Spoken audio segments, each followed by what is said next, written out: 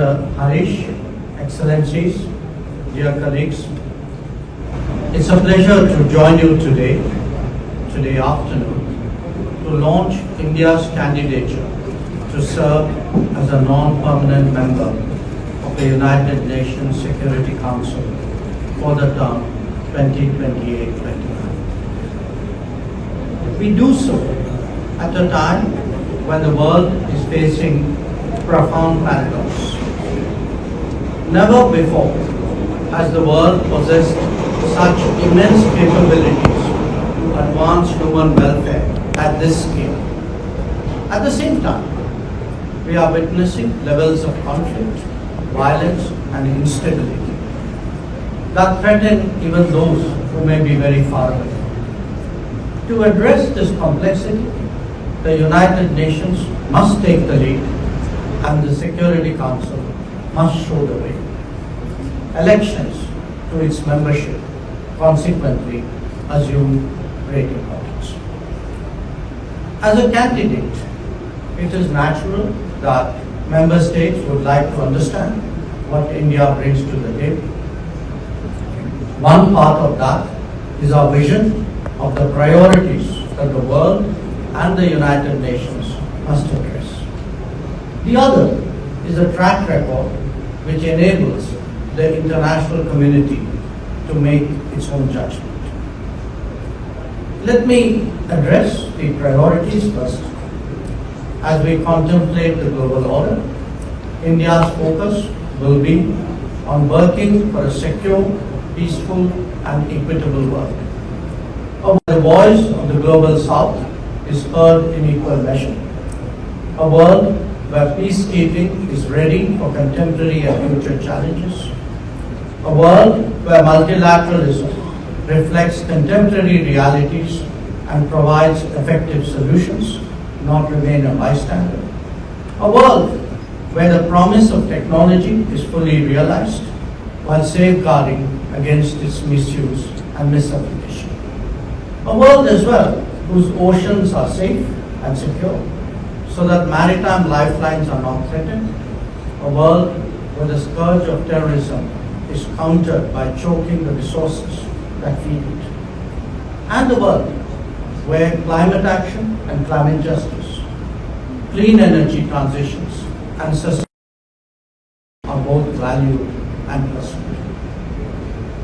Excellencies and colleagues, recent developments have only demonstrated that peace, progress, and prosperity cannot be sustained in a fragmented manner.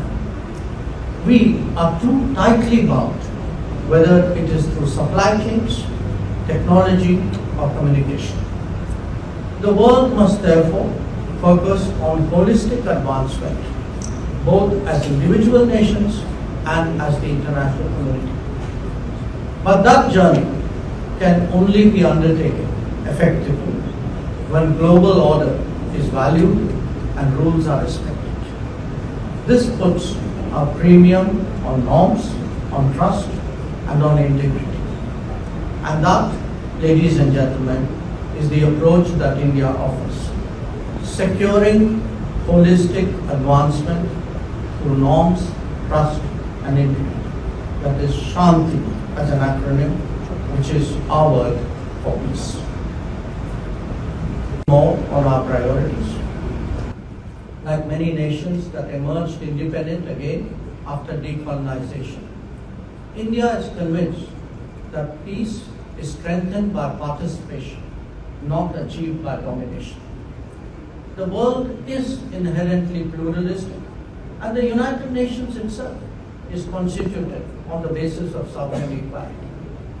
It is imperative that globally consequential decisions and policies are made through adequate deliberation.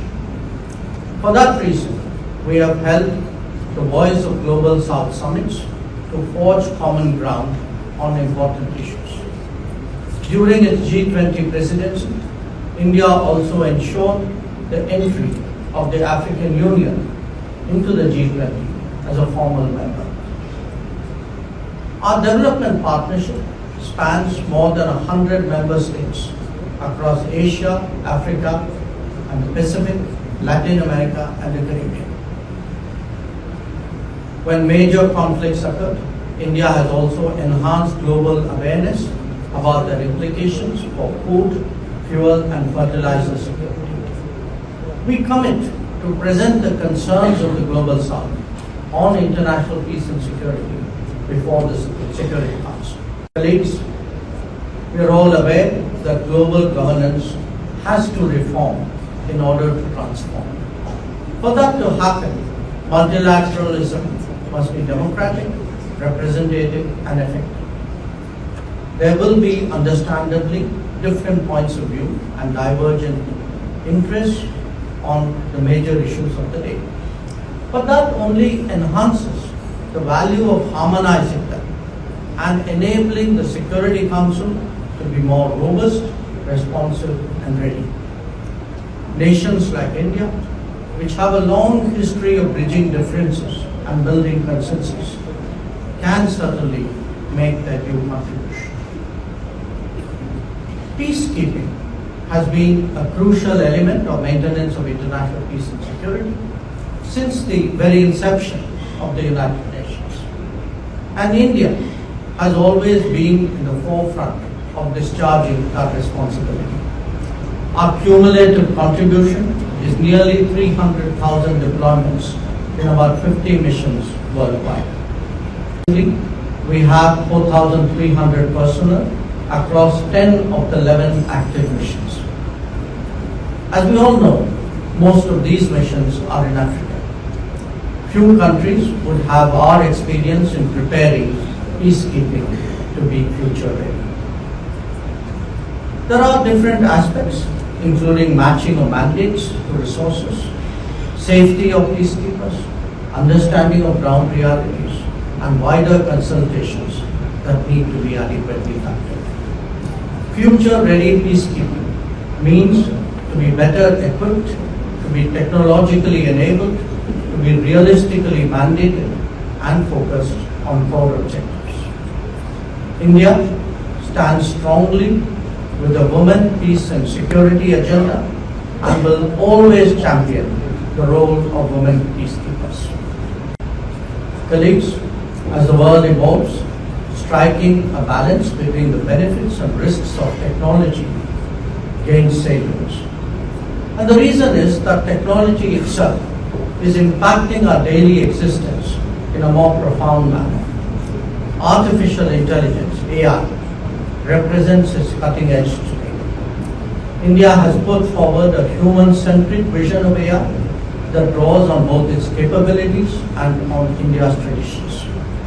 Our word for that is MANAV, M-A-N-A-V, which is an acronym for Moral and Ethical Systems, Accountable Governance, National Sovereignty, Accessible and Inclusive, and Valid and Legitimate Systems. As a nation that has contributed to bridging the global divide, the global digital divide, we stand equally committed in respect of AI. That is why the recent AI Impact Summit in India was based on a vision of AI for all. Equally important, we are also determined to counter the misuse of AI and the threats it may pose to international peace and security. Friends, in an era where supply chains connect our economies, the world is also increasingly focused on securing the maritime commerce. Recent events have only underlined the need to do so. The challenge begins with ensuring adherence to relevant international law, specifically the UNCLOS. Our collective interest is in maintaining safe and unimpeded flow of maritime commerce where required. Those nations with requisite capabilities must cooperate to combat piracy as well. The safety of seafarers is another major concern thrown up by developments in the Gulf. Promoting search and rescue missions, providing humanitarian assistance and disaster relief, HADR, and encouraging capacity building while sharing best practices. These have all been facets where India has long been active. Our International Fusion Center anchors a cooperative network that covers the entire Indian Ocean region. We will endeavor to ensure that these issues get the attention they deserve in the Security Council. Colleagues, even as the world strives to sustain growth and promote prosperity, some long-standing challenges continue to confront us. Significant among them is terrorism. For far too long, our efforts have concentrated on countering its symptoms. But that would only give us limited results unless we are focused on constricting its resource base.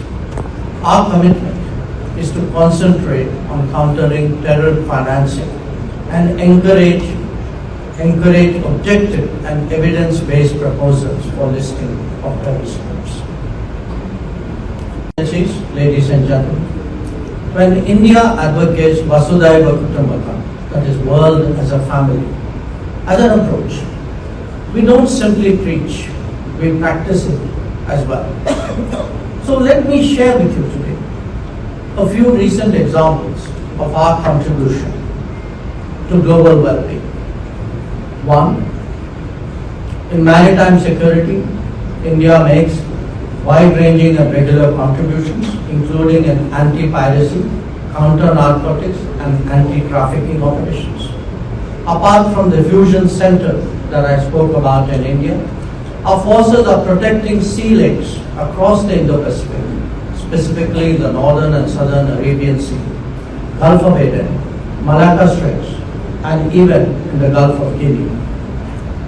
A long record of peacekeeping is today extended to offering training and capacity building to 98 nations in the Delhi Center of UN Peacekeeping, are reflected in the awards by the United Nations to two of our women officers recently.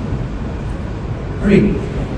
In disaster response, through Operation Amistad just this month, an Indian field hospital and medical contingent rendered immediate treatment and relief after the earthquake in Venezuela. Let me give you a fourth example. UNRWA recognizes, UNRWA recognizes India as its top emerging donor. We have only yesterday at the Palestine Donor Group meeting in Brussels, additionally committed to setting up a specialty hospital, an artificial limb fitness center, and a vocational training institute for Palestine. This is in line with our long-standing support for a two-state solution.